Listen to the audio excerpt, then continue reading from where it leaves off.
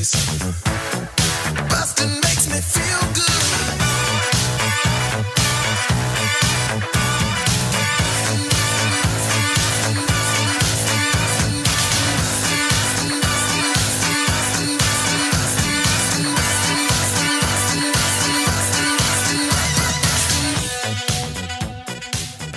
Oh, I just got a text from my mom about somebody's kid. Cool. Nice. Somebody had a baby.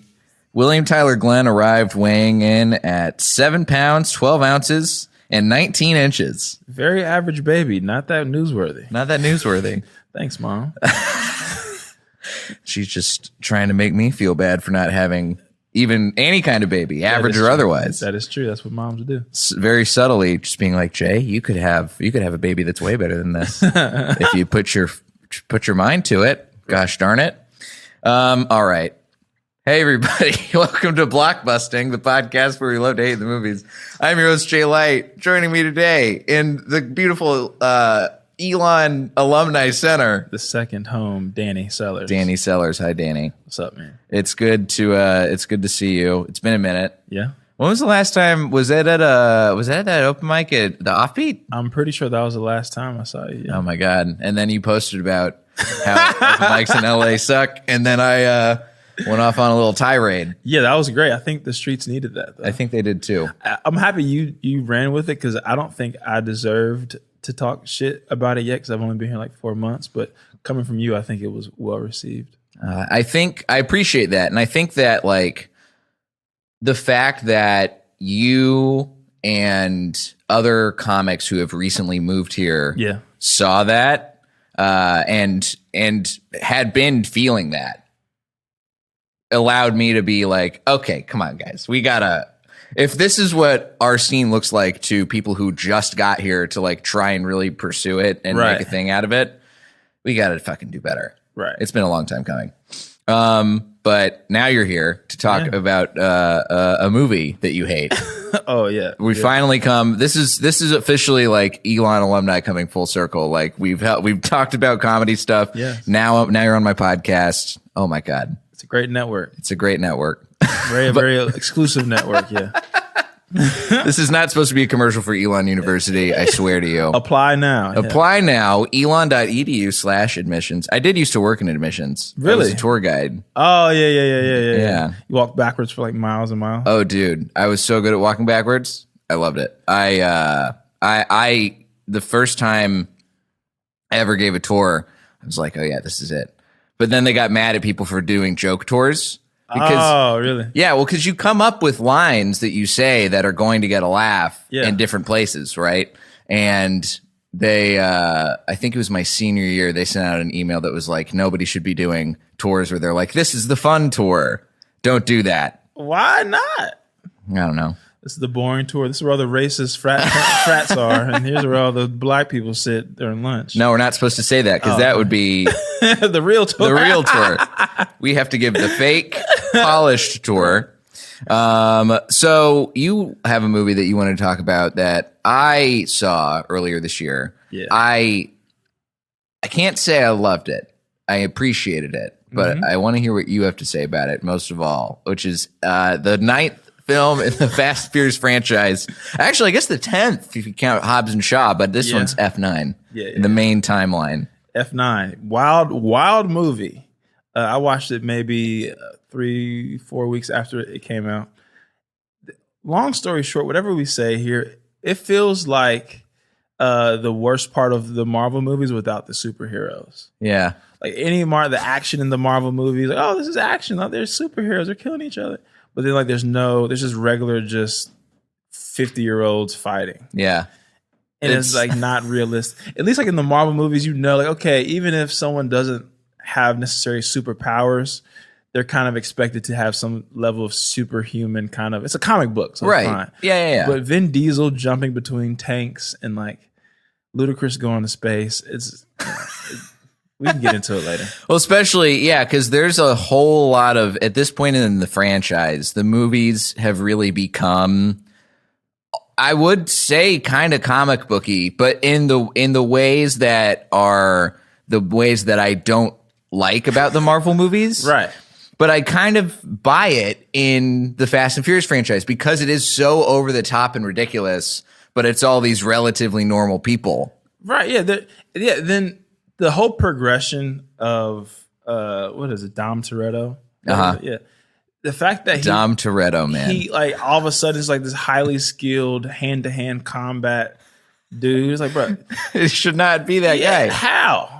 Like maybe he's a decent fighter, sure, but he's going hand-to-hand combat with The Rock's character. It's like he's probably some kind of Green Beret, and this random just dude that killed a guy once is all of a sudden a fucking jujitsu master. I don't believe it.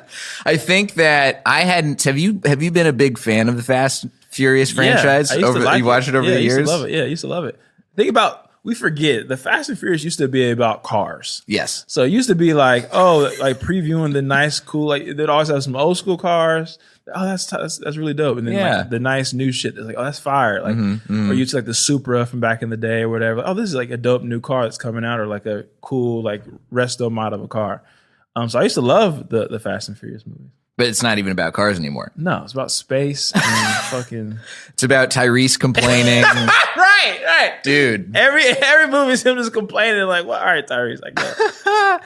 Tyrese has complained so much in real life about the Fast and Furious franchise that they just let him complain the entire time as his character. Yeah, Tyrese is Tyrese in that movie. Yeah, he's just Tyrese. Yeah. I met Tyrese once. Really? Yeah. Was he complaining? He was complaining.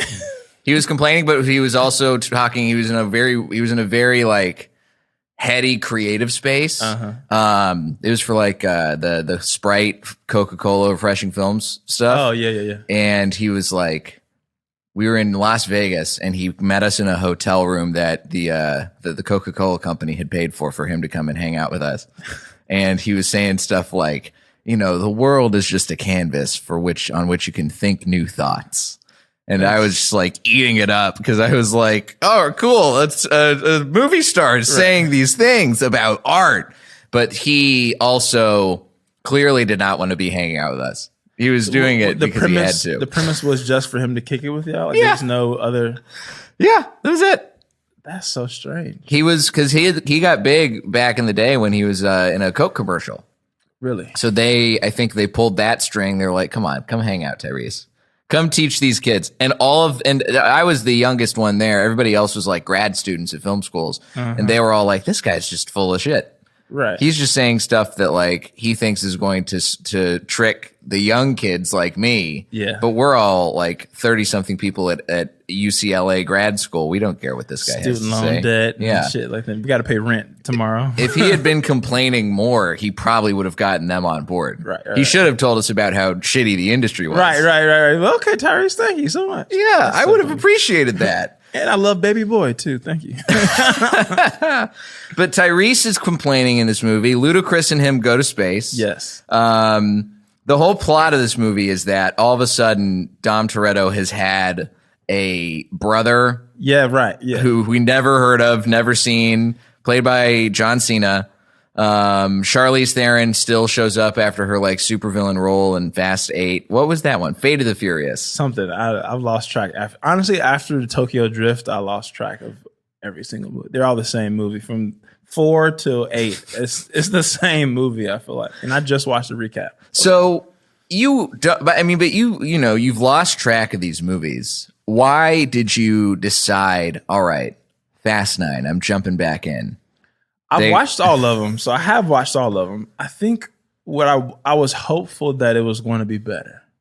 Sure. And I do like action movies in general. Yeah. So I didn't rush to watch it. I was like, let me just take a little, I'm not thirsty to watch it.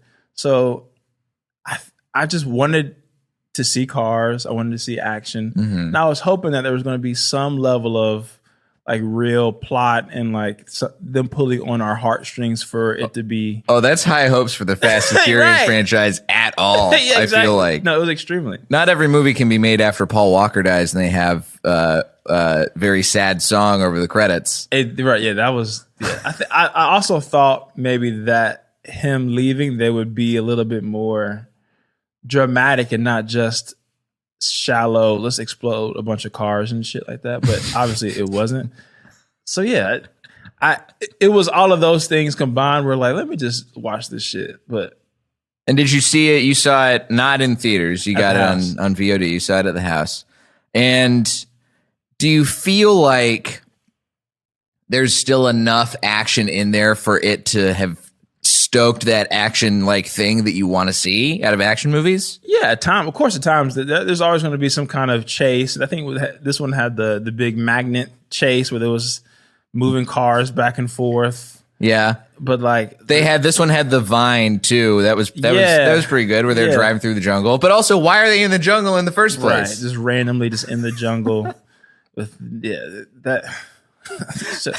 I'm getting fucking pissed off talking about it. Yeah, so there was action parts, sure, but it's just so unrealistic. It's like, oh, this is kind of fun, and then all of a sudden you see the undercarriage of a charger get hooked by a vine, and it sweeps thousands of feet perfectly. It's just like, okay, did y'all really need that last 5 seconds? No. So to answer your question, yes, it definitely did a lot for action for me. But all of the other stuff within it, it's not doing it for you. No. Like, I think good action movies have the action, the like surface level explosions, but also some kind of underlying plot that makes you want to watch it from end to end. And they try to do that with the introducing John Cena's character, whatever the fuck his name is. I'm looking up to make sure I get whichever Toretto brother that guy's name is. Right, yeah. But it's like, first of all, they don't look alike. He's got this random white brother, and I don't know what Vin Diesel is. Vin Diesel's something. He's everybody. Him and The Rock, I feel like, are closer related than John Cena. But they're never even hinted at him having a brother for 10, 15 years. So they tried to make that a thing, and like, oh, his father died and all this kind of shit. But it was introduced so late that I don't feel like it really pulled on any heartstrings to make an actual. Yeah, all of the stuff, especially because there's so many flashbacks in this movie where it's all, and it's not even flashbacks of like the entirety of his childhood, really. It's mostly flashbacks of just one event, which is the dad dying in the race. Right. And Dom and Jacob, spelled Jakob Toretto, because we got to make sure he feels a little bit different. We're going to lean into him being like some kind of weird Eastern European white guy as much as we can. Right. When he's really just from Massachusetts. Yeah. But they, so that's really the only flashbacks that you get. And they're not really that heartstring tugging. No. It's just, he killed his dad on accident, and then all of a sudden he becomes a spy that also is really good at Brazilian jiu-jitsu. Yeah. There's a lot of stuff that happens in this movie that, like, also, given what I was hoping was going to happen watching Fast Fate of the Furious. There's so many movies, I can't even remember the names of these movies anymore. You just got to say 1 through 9. Just say the number. Number 8 was I had stopped watching them after Tokyo Drift. Yeah. And the only one I watched until then was 8. Okay. And 8, I was like, this is fun because that had all of the bonkers cast in there. Right, and I think it was so over the top that I was like, all right, like if you can convince Academy Award winning actress Charlize Theron to star in your crazy action movie and really chew the scenery and be like a great supervillain. Yeah. Perfect. Yeah. Wonderful. But then instead in this movie, they put her just in a cage the entire time. Yeah, what was that about? I was so confused. Like, what's the point of her being here? I don't know. I feel like she only was probably available for like 2 days out of the shoot. And then this was like, okay, we have to rewrite your whole part in the script. Right. Let's figure out what to do with you. All right, we're going to put you in a cage. Is that cool? You're a prisoner of war. And you have 4 lines. Thank you. But you still have somehow a whole big, like, you still don't know everything that's going on. You're still pulling all the strings somehow. I was really sad that Helen Mirren wasn't in this movie more. Also, which one is that? She was the old British lady. Oh yeah. She's what's the guy's name? British Statham's guy, Jason Statham's mom. Yeah. Yes. But why? That's the thing. Where's Jason Statham in this movie? Where's The Rock in this movie? They're not here. I did like Hobbs and Shaw. So that's the thing. I enjoyed Hobbs and Shaw because they're both supposed to be 2 world-class killers or whatever. Right. So them doing wild shit, it's like, okay, I can kind of get with it because they're trained and I can kind of get my mind into that kind of thing. Sure. But I just don't believe Vin Diesel is a fighter like that. No, I don't believe it. Dominic Toretto's not that kind of a guy. And we've seen all these movies where he just comes from this like regular mechanic. He goes from a mechanic to a world-class Navy SEAL, like Green Beret. Like, what the fuck? Dude, he should not be, if anything, like the part at the very beginning where he's like a survivalist in the woods alone, very far away from everybody else with Michelle Rodriguez. That makes sense because, I feel like after everything he's been through, he would want to hang up his hat and hang up his Green Beret that he is honorary guy. His honorary degree. And just hide in the woods. Yeah. And he should not be, honestly, Vin Diesel should not be in these movies anymore. No. They should retire his character. Because he's honestly, I think everyone else, the Tyrese's and the Ludacris's, they're so comical and like obviously they don't take they're in the plot as like funny devices. Right. So when you're watching it, you don't get as frustrated except for when they're in space. Mm-hmm. But Dom's character is so serious that it's like, all right, why is he so serious? In real life, you'd be working at a Jiffy Lube. And teaching Brazilian jiu-jitsu classes on the weekends. Now all of a sudden you're a fucking US spy. He's gonna be a guy who like he bought a denim gi right. just because like he wanted to feel a little bit cooler than what the stock stuff they had at the UFC warehouse was. Exactly. Definitely is like hogging the punching bag at the gym for a little bit too long. Yeah. So there's a 45-minute limit on the bag. For sure. Like he's the kind of guy in class who like if you tap out, you're gonna have to tap out like 5 times before he actually lets you go. Yeah, he might kill you. He might kill you. Right. You might lose. You might have brain damage because of what Dom Toretto should be like. Yeah, this is his 4th gym. So he's been kicked out of 3 other gyms. He's changed his name 4 times. He's been run out of 3 different towns all across the United States. Exactly. There's a lot of stuff in this movie, and they also try and do the they're trying to tie back stuff to other franchise, signposts, which this is something that I learned in this movie is that the timeline of the actual Fast and Furious franchise is really weird and out of whack. Yeah. It's like Tokyo Drift out of order. Like Tokyo Drift is supposed to be like 5th chronologically, I think. And all of the stuff, I feel so bad for what happened to all of the Tokyo Drift characters in this movie. Yeah. Because, like, you got Lucas Black in here, who basically is just, like, has become a country bumpkin in, where was it, Denmark or something shit like that? Yeah, something like with that. The rocket car. Him and Little Bow Wow, are just, like, arguing about a rocket car. Why are they doing it? Why did you put them in this role? They could have done so much better. Yeah. And they had a whole movie. They were part of a whole movie, and they've been reduced to, like, making a spaceship pretty much that barely works. Yeah. They're shitty Elon Musk. Yeah, right. They're not even, nobody wants to hang out with them. Nobody likes them. Then you've got Han Lu comes back in this movie. Yeah. Who died in Tokyo Drift allegedly, but then they did reshoots and showed that he actually survived. Yeah. This movie just really does not make, the more I talk about it, like all of the parts that I liked watching the movie, because again, I'll say this. I didn't like this movie for it being a good movie. I liked it because it was over the top and ridiculous. Right. But now that I'm talking about it even more with you, I'm like, you can't really just use something being over the top as an excuse to not have stuff make sense. Right. I think probably what people like a lot of the Star Wars movies or some other movies that have been a lot of movies in the actual like series is that a lot of these movies, even when they do other movies or like different spin-offs, the origin stories of these people have already been set. So it allows you to understand, this person's coming back or this person's not being introduced. Like all the Marvel movies, it's like sometimes you'll see it in credits and this is random character. But like if you read the comic books, you know that this character should be coming in kind of at this time. And it makes a little bit more sense. Even if someone that doesn't necessarily know Marvel movies or comic books, you can go look back. Okay, this person actually already existed. Right. But and then it kind of, for the most part, will make sense in the earlier movies. Like, okay, this person was there. It could have been there all along because of this, but they were in this other galaxy or whatever.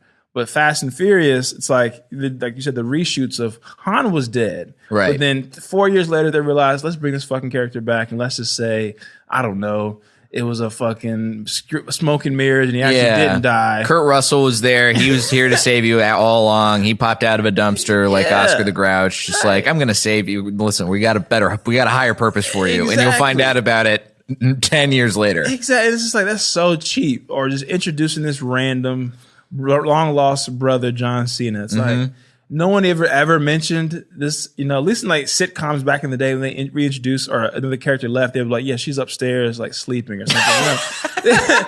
9 years of somebody just sleeping. Right. Never coming back up on screen. Yeah, you just missed her. She just left. You know, she's at summer camp or something. She's in college. Right, yeah, exactly. Yeah. The little girl from Family Matters. But like, oh yeah. You know, oof, poor little girl from Family Matters got Urkeled out of existence. Exactly.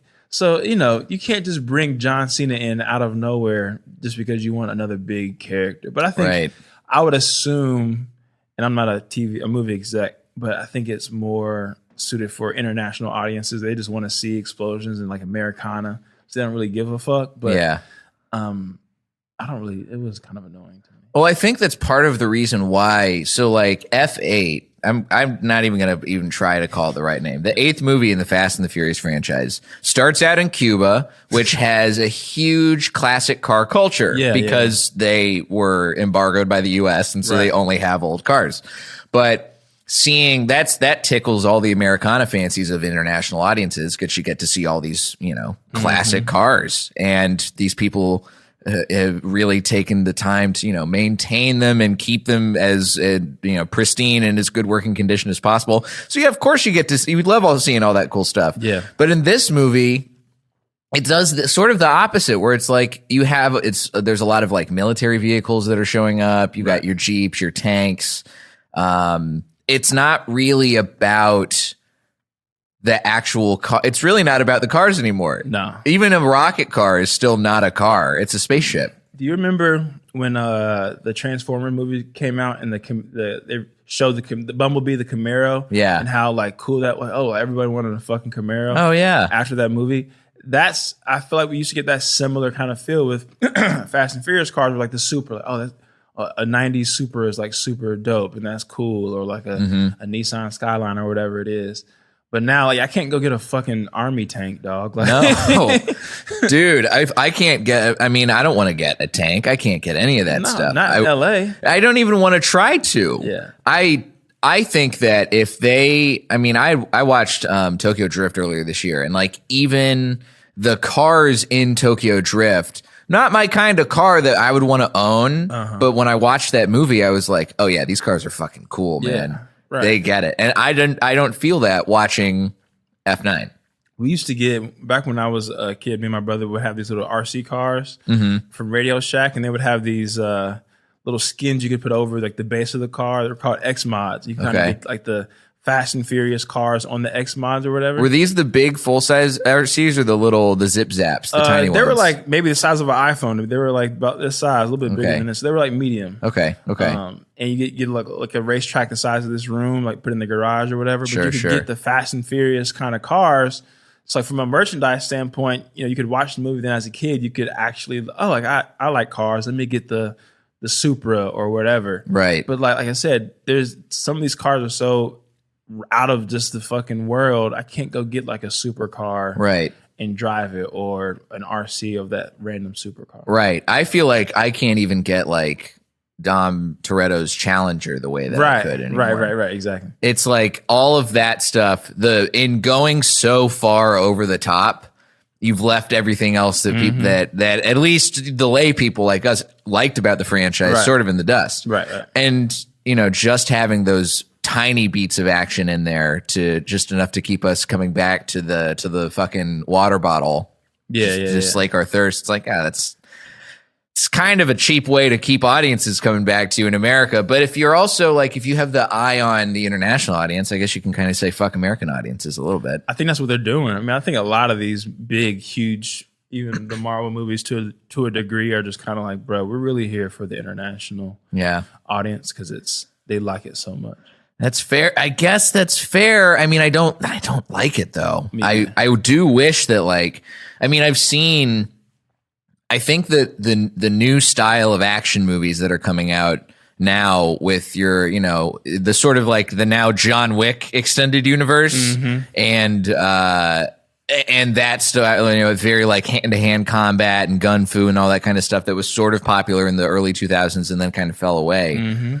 Now the fact that it's coming back and you have even ways of flipping that genre with like Nobody. Right. I love that movie. I saw the movie for the first time a couple weeks ago. I was like, this is great. Yeah. I think it's the right way to do an action comedy where it makes sense, but you don't have to have a billion different characters and watch everything that they're doing. And the whole comic relief is just like Tyrese and Ludacris screaming. Right. Yeah. Oh, hell no. Oh, here we go. Like just very basic black tropes. Like, oh, hell no.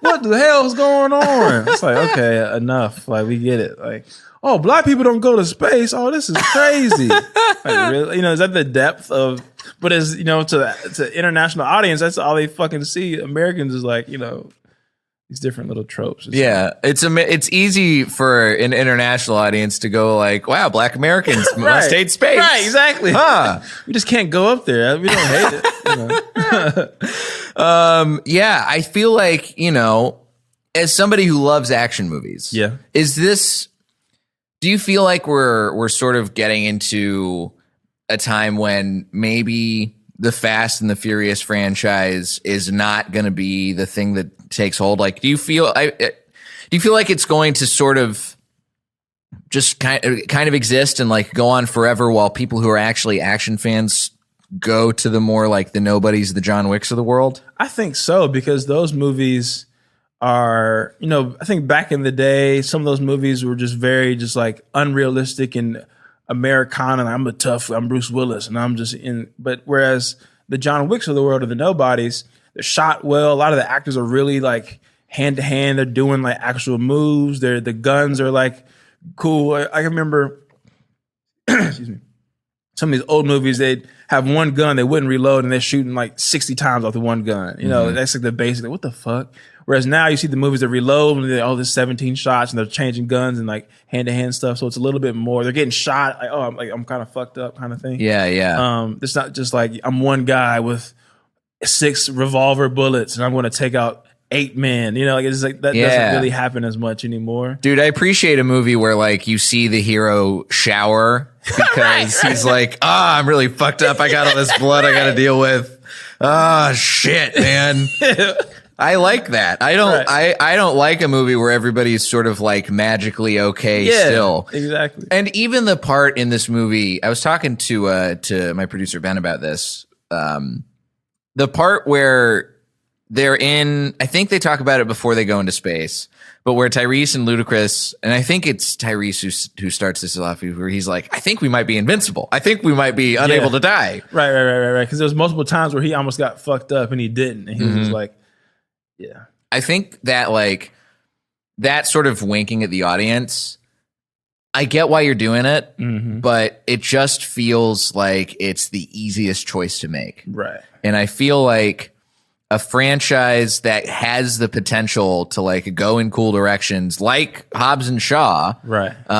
Where you really do lean into like the people who should be the coolest, most violent killers of everybody, who have to like hate each other, they have to team up. That seems fun, yeah. But it seems like that's too. It's harder to make, and it's not as easy to make, and it's not as easy of a choice to make for the studio to be like, all right, yeah, let's send him to space this time. Like, how does nobody really die? People should die. Like, there should be some, like, a couple of deaths, really 1 or 2 deaths per movie. Every time somebody's died, I guess the only person that actually died was the Wonder Woman chick. What's her name? Gal Gadot? Yeah, she died in like an earlier, I think it was 7 or 8 or something. She was in a Fast and Furious movie? Yeah. Oh, I didn't know that. I think she like got introduced in like 3 or 4, then she died like a couple of movies later. Okay. But like other than that, everyone else has been brought back. So it's like, fuck, can someone just be dead? The only people shouldn't die in this movie only because they died in real life. Right, exactly.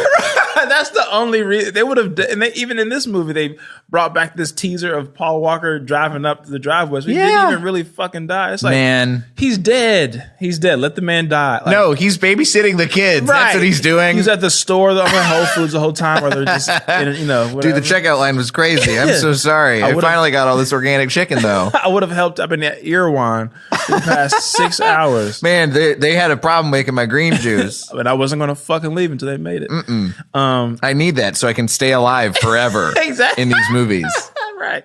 It's invincible green juice. And like, look at some of the favorite like TV movies or whatever, even TV or movies we've watched, like the Wire or whatever. Right. People die. Yeah. Or Game of Thrones, whatever. People die. It's okay for people to die. Exactly. And it makes you realize, like, oh shit, for these later seasons, people aren't invincible. Like this scene where it's dangerous and something's happening, those person really could die. Whereas when I watch Fast and Furious, I'm pretty sure there's no one's going to die. So even the action scenes or whatever, I'm not really that like suspenseful. Oh, is The Rock going to pass away? And right, he's not going to pass away. No, God. Okay, hear me out, Justin Lin. Kill people in the next Fast and Furious movie, and I think we'll be okay. The Rock. Kill The Rock and kill Vin Diesel. Yes. Let them like punch each other to death or something. That'll be great. Or they should die in a car crash. Together. But they sacrifice themselves. You can do an honorable version of it. 100%. But that's what I hope happens. Just them at a stoplight and someone just hits the intersection. Like between scenes, it's like not action based. I'm like, yes, let's do. Yeah, and then it becomes like it really becomes meta because then they're showing like the footage. Oh no, and it takes years to make because they have to get it unsealed from the court. Exactly. Oh my God. Well, listen, Danny, I'm digging talking about this movie, but as we talked about beforehand, my laptop is about to die. Shit. Okay. So, and this is about as long as an episode would go anyway. So, hey, great way to wrap it up. Nice. Where can the listeners find you and your stuff? You got a podcast that other people should listen to. Yeah, it's a 9 to 5 podcast on Spotify, iTunes, Stitcher. Follow me on social media at Follow Sellers, Twitter and Instagram. All my links, upcoming shows, stand-up. Anything that I'm doing in the world is in my bios. And Danny is a super funny comic. So if you're in LA, you should definitely go check him out if you see him on a lineup anywhere. Great dude, super funny, and a great time talking to you about F9. What a time! Go Elon.